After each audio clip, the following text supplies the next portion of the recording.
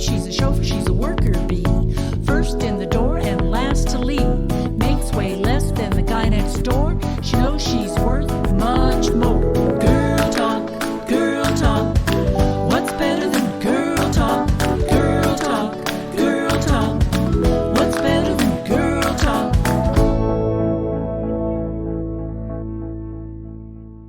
Hi, I'm Regina Ayers, and I'm the host of Girl Talk. For those of you that are new to Girl Talk showcases women who are making a difference in their communities here in the Rogue Valley. It is a lively discussion of the opportunities, successes, and challenges that women face in their daily lives. It is election season 2020, and I am interviewing the women in the Rogue Valley who are running for elected office. I'm interviewing 14 of the women. But that's not all the women that are running for office. There are women running against men and women running against women. There's so many women that are running, and I'm so amazed that they are stepping up to take on what it means to run a campaign and to win an election. During the filming of the interviews, the catastrophic fires in Talent in Phoenix took place on September 8th. You will see in the interviews that some of the women were asked about the fire and others were not. And some of the women were not able to reschedule. I wish all the candidates the very best in their campaigns. Let's get started. My guest today is Kelly Marcotulli, and she is running for Ashland City Council Position 3. Welcome, Kelly. Thank you. Thank you for having me here today and this opportunity. It's wonderful. Great. I'm glad to have you here. So, Kelly, this is the second time that you've been interviewed on Girl Talk. And last year, I remember my co-host at the time, Carol Voisin, and I interviewed you. And I bet you didn't know that you were going to be running for city council when you talked to us then. So, first question is, what made you decide to run? At the time that I interviewed with you a couple years back, I did not know I was going to be running for city council for sure, but the reason why I decided to get into the race was I felt that the council wasn't receptive or was not really engaging with the citizens as far as what the citizens of Ashland wanted for their town. And I felt that because I've had some good organizational skills and I've had some success in town but not directly involved with politics, I felt that I could bring my skill sets into the council and represent the people better. Mm-hmm. Mm-hmm. So has it been a good experience so far? It's been very good. Good. I feel that I have there's a good field in challenging for that seat. But I feel that I have a lot to bring to the table, and I have a lot to offer. And, yeah. Well, you've got a four-way race, and I know that is a challenge because they got to split that pool of voters four ways. And when I ran in 2012, it was a three-way race. And I don't know, I did not think that third person was going to get very many votes. But he did. So it really did make a difference. So what's your strategy for running against three other people? How are you going to stand out or differentiate yourself? So the race is with three other people, myself included. And at the time that I got into the race, I had no idea it would be so crowded. So crowded. Thank you.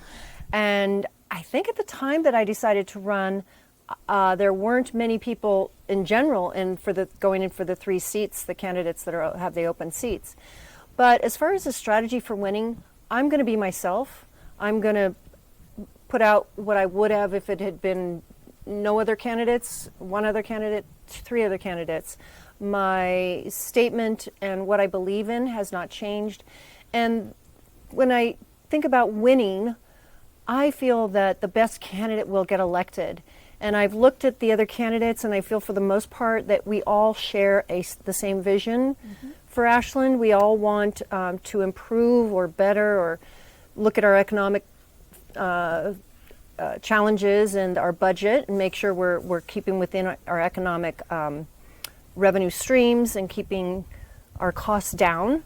And we also are concerned about COVID and how do we approach COVID and make sure our citizens are safe, and really trying to unify as a community. This is my main platform, which maybe is not the answer to the question at this time, but I think winning will be getting what's best for Ashland, and I feel that I am a better candidate than the other three, and that would be my strategy, to let people know what I believe in, what I've done in town, and go from there.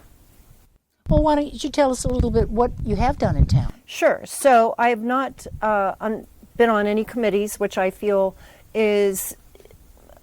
doesn't make me lack experience, but I know that's what some people are looking for. Well, what else has she done? I've been very busy. I am a founding member of Oregon for Safer Technology, and I believe you're familiar with them. Mm-hmm. We have worked really hard to let people know, to educate people. And that's my base concept, is we need to educate people to what is happening with technology. 5G is, Telecom wants to bring 5G here.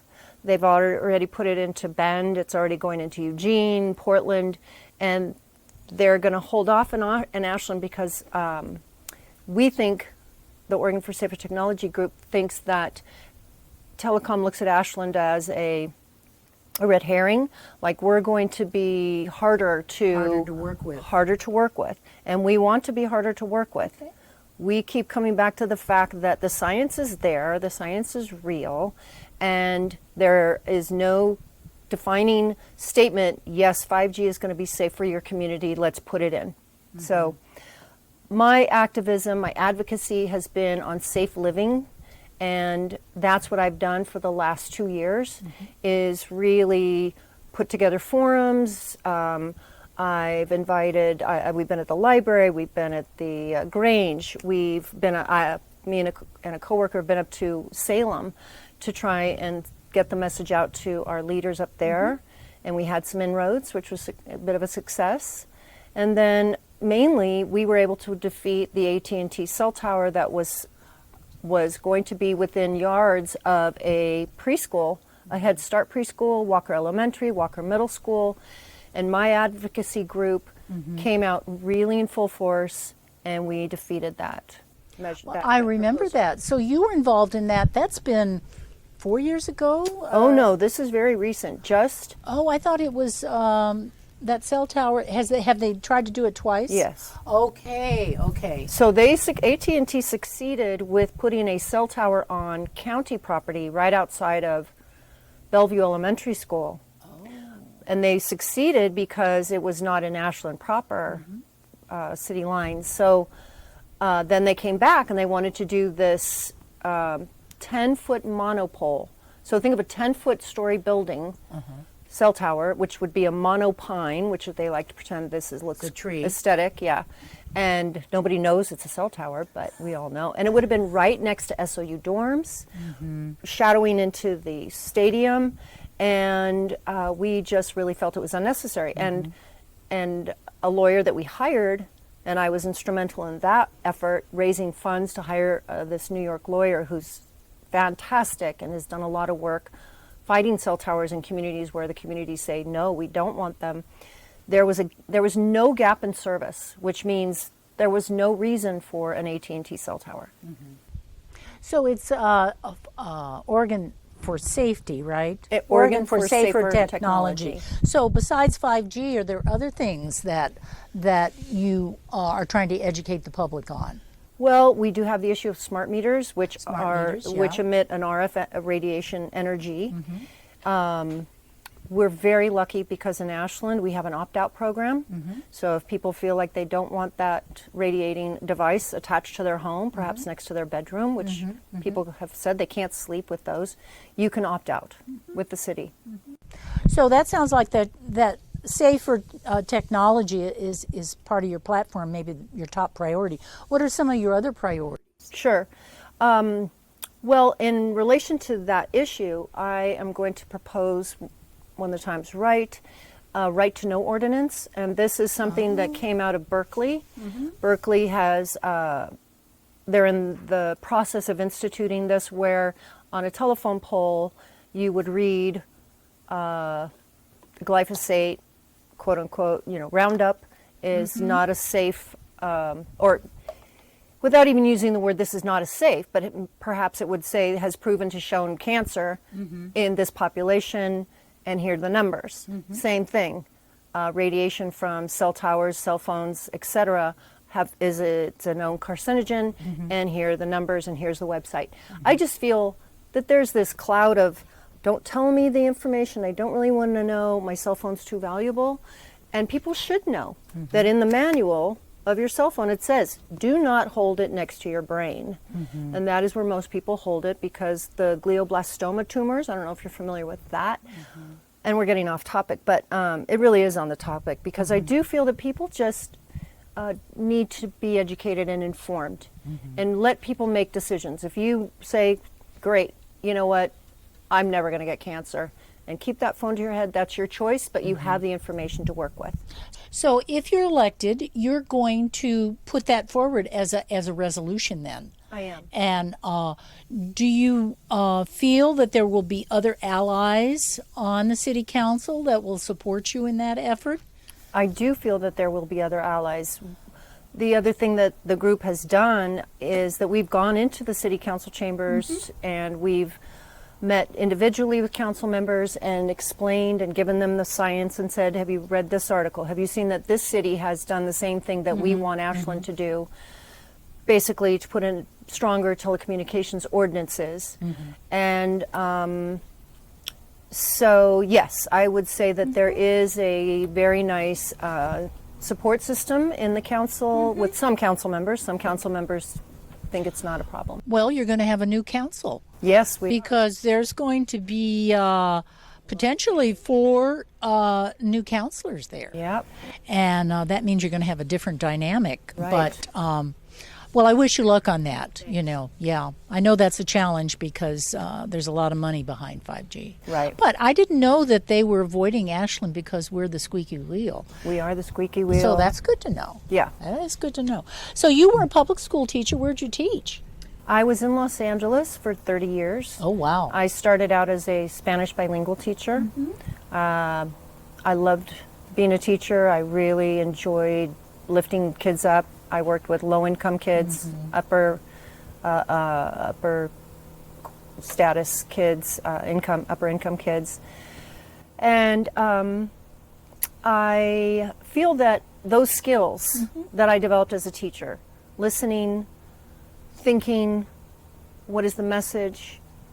Can you trying to glean and get information from people, and people are happy to give a lot of information. Sometimes you have to say that's enough, but you know what I'm saying. That I feel that those have been very good skills to learn and to utilize, and I think those would come in handy as a counselor. So you've been a public school teacher, and I consider that a tremendous public servant position, So, but I'm sure there's other, after, teaching for 30 years in LA, I'm sure there is volunteer work that you've done in Los Angeles, and you're bilingual, so that is a tremendous asset that I think you can, bring that to the city council. I think that's really important. So why don't you talk about some of your volunteer work? Sure. So as you said, being a teacher is pretty much a public servant. It is. And I raised 2 kids, and I was married back in LA and spent most of my time working. But here in Ashland, I've had a great opportunity to volunteer. And I was at the North Mountain Park. I volunteered for the Parks and Rec as a docent when the children come in for their field trips at the North Mountain Park, which is a fantastic program. I hope we can reinstate it and get people back to visiting the park. But that was very rewarding. It allowed me to teach and then say goodbye to them after 2 hours. And but that volunteerism was very important to me. The Green Bag program, my husband and I both partake in that and enjoyed that. And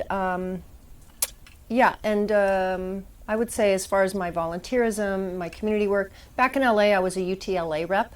So I was a union rep. Oh, okay. Union of Teachers Los Angeles. So that was that was politics to a degree. You know, you have to hear all those sides of an issue. Now, there's been a lot of local discussion about a PAC that's in town. It's called the Ashland Citizens for Sustainability, or ACES, that's their acronym. And they've been around for a while. A lot of the people on the budget committee, the Citizens Budget Committee, are members of that PAC. And they have asked that the people that are running for elected office sign a pledge. And I looked at the pledge, and it seems like a reasonable request given our financial situation. They're asking for fiscal stewardship, priority-based budgeting, and economic development. And so I'm asking all the candidates, did you sign the pledge? And if you did, why? Or if you didn't, why not? So yes, I did sign the pledge. And after reading it, when they first sent it to me, I was uncomfortable with signing it. The very last paragraph I felt was assigning them a role as an advisory group to the council without the council asking them for that, to take on that role. But I was happy that they listened to my reluctance, and they took out that sentence that I was unhappy with, and then I signed it altered. So the first three main points that you just went through, yes. Fiscal stewardship, yes. Budgeting, yes. We need to economic development, all those things I'm fully in support of. So what do you think they really mean about priority-based budgeting? What does that mean to you? As far as I can understand it, it means that instead of giving a chunk of money to this department, they need to look at, well, what will that department do with that money, and who's going to need that chunk of money, and why do they need it, versus a broad sweep of the brush. Here's this chunk, here's this allotment, here's this allotment. So I think the priority-based budgeting, and then of course we look at Greece, how many years ago, where austerity measures were put in place because they were in a horrible financial mess. And I think austerity measures need to be in place if we're going to survive COVID, and we're going to help our community, withstand this economic situation we're in. Yeah. Well, as a citizen, I'm concerned. Well, we could talk about utility bills. And of late, because I have landscaping at my home, I use a lot of water. And in the summer, those rates go up, and that seems reasonable to me. But the bills are just totally outrageous. And there are charges there that are very obscure. And I would like to see more transparency on what I'm paying for. Yes. What are your feelings about that? I am in complete agreement. I've heard people say, well, the taxes are too high here. We live in a high tax bracket because of the quality of the homes here and the economic interest that people come here from California and other places. But I agree with you about the utility bills, and why are they ticky-tacking all these little fees on that add up quite a bit every month. And I think an analysis of those fees and looking to somehow reduce those fees and certainly not increase them in the future. And transparency, as you said, I think that's very important.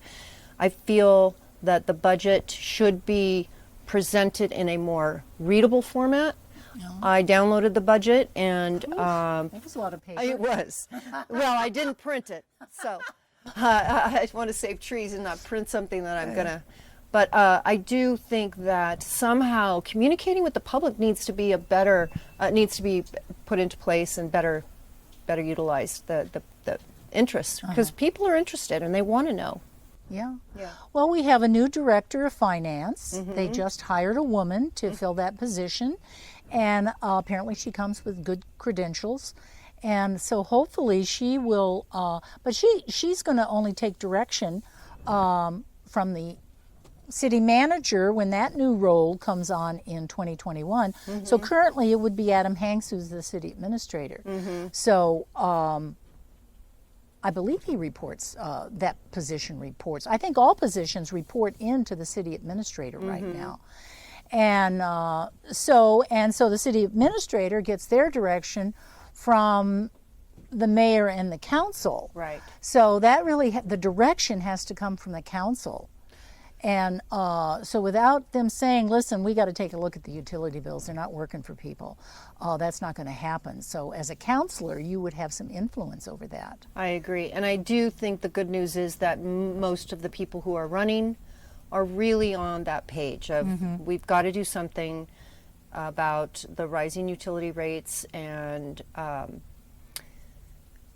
how can we supplement low-income people and allow them to keep their homes, and figure out either grants or, I don't know, I don't want to throw out ideas that I can't back up, but somehow I agree with you that we need to look at what's going on. Right. I've asked a lot of the candidates about the issue we have here with the unhoused/homeless people. It's interesting. I've noticed since COVID came, we don't have a lot of the travelers. That must be because our tourism has kind of evaporated. So there's not money to be made here. But we still have a real problem with people that can't afford to live inside, or they're just in precarious. They sleep on people's couches. They move from one place to the next. Lots of children too, single women with children. So and that comes before the council a lot. So what is your position on that? How do you think we should be addressing that in Ashland? My answer to that question would be, I need to do more research. I actually reached out to Chief O'Meara yesterday and sat down with him because I just wanted his take on the situation, and we had a great conversation because, as you know, when you provide lots of services for homeless people, unhoused, displaced, they will, hey, come up to Ashland. They offer free this, free that, free this, free that. But when you look at the broad pool of the people who are unhoused, many of them are unhoused because they, out of circumstances out of their control. And so we want to help them get back into a stable living situation. And when I say I want to do more research, I want to find the best answer, because there are so many viewpoints on this. Some people are abhorrent of the homeless that sit in our plaza. And I can see why. Some of them are, they're panhandling and are asking us for money. And then you wonder, am I giving them money so they can go buy drugs or alcohol? So it's a really big question. And I want to be supportive of the residents who are displaced and through economic situation, and they need help. So it's a very deep, and it needs a lot of analysis. It's a complicated It's situation. a very complex, Yes, complicated issue, and there's no one pat, this is what I would do. No. I know of Aura. Okay, I was just going to ask you, Yeah. you're familiar with him. Have you met with any of the people No, down and there? that is my next. That would be a good thing to do. It will be, yeah. Cass Sinclair and Michelle is the executive director. I can't think of her last name. I've interviewed both of them on Girl Talk. So, and the city relies on options for helping Ashland residents, Aura, to deliver many of the services that the city, they have grants that they apply for, and so they really do rely on that organization to provide those services. And I feel that our community is just a wonderful, loving, caring, kind community. You see that in the Green Bag program, in the Food Angels program, in Aura, and you see people stopping and trying to help in some way, or give money if they feel that's the best way to help the homeless. So I feel that if anybody's going to be able to do it, Ashland can, and that should be our motto, and that should be a rallying cry, really. I feel like the naysayers and the doomsdayers, yes, there's a lot to be sad and pessimistic about, but we have to keep putting one foot in front of the other. You know? That's right. We want to move forward. We want to move forward. And these are difficult times. I mean, this COVID, we really don't know the long-term impact. economic impact because people have been getting supplemental funds from the government. There's been, I heard, Kate Brown extended the eviction moratorium, at least through the end of the year. But there may be more unhoused people when that eviction moratorium ends. True.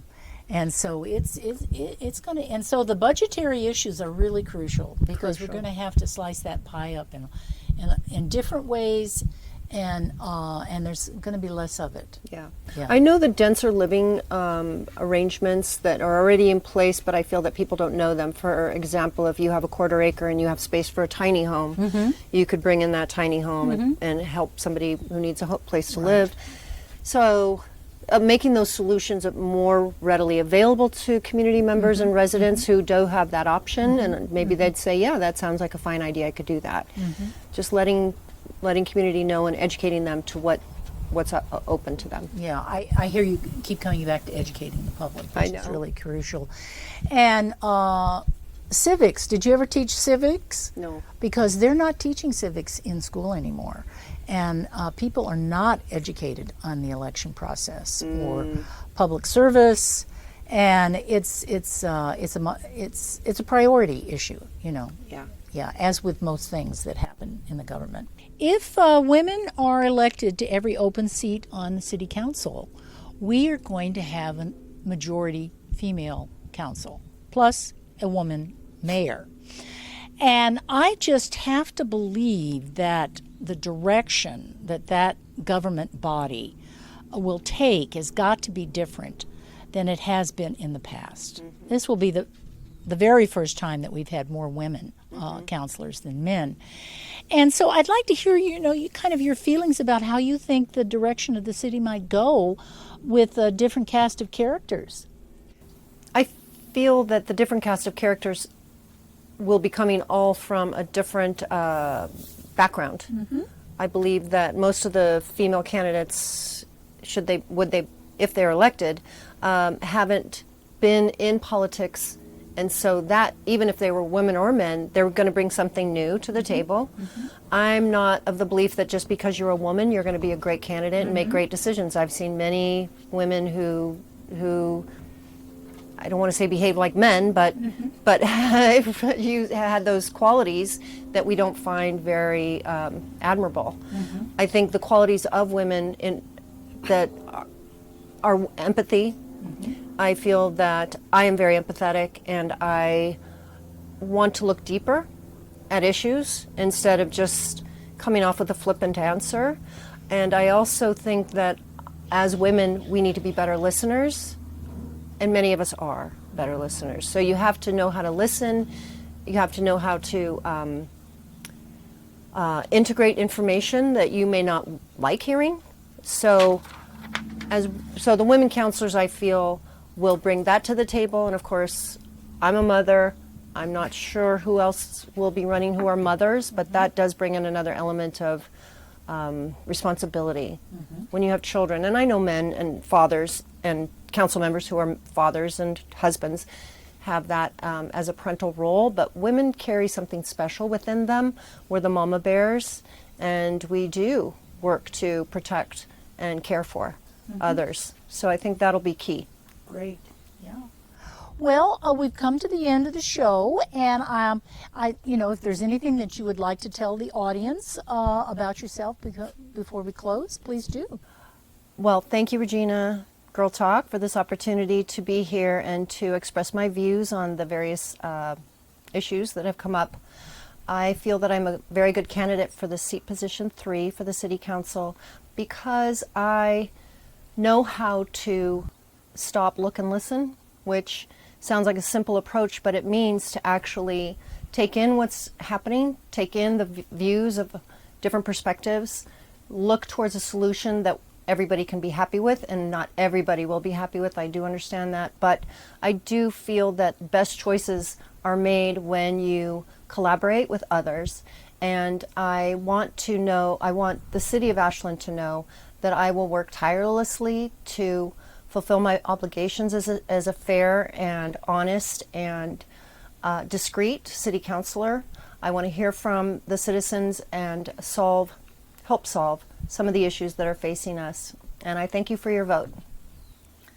Thank you very much, Kelly, for joining us on Girl Talk today, and good luck with your campaign. Thank you, Regina. This series showcases women who are running for elected office in 2020. I hope that you learn something about why they're running, who they are, and whether you'll be able to support them when you vote on November 3rd. Now more than ever, we need leaders who are up to the task of rebuilding our communities. Leaders who can create the strategies, execute the plans, and take us all forward to a more hopeful future.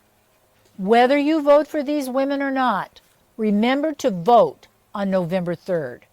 Girl Talk can be seen on Channel 15 on Ashland Home Net or Channel 182 on Spectrum, or always on demand at rvtv.sou.edu. You can also watch Girl Talk on my Regina Ayers YouTube channel for all Girl Talk episodes. I'm Regina Ayers, and thanks for joining me on Girl Talk. Girl talk, girl talk. What's better than girl talk? Girl talk, girl talk. What's better than girl talk? Chat with the ladies about their day, the ups and downs along the way. She's a cook, she's a chauffeur, she's a worker.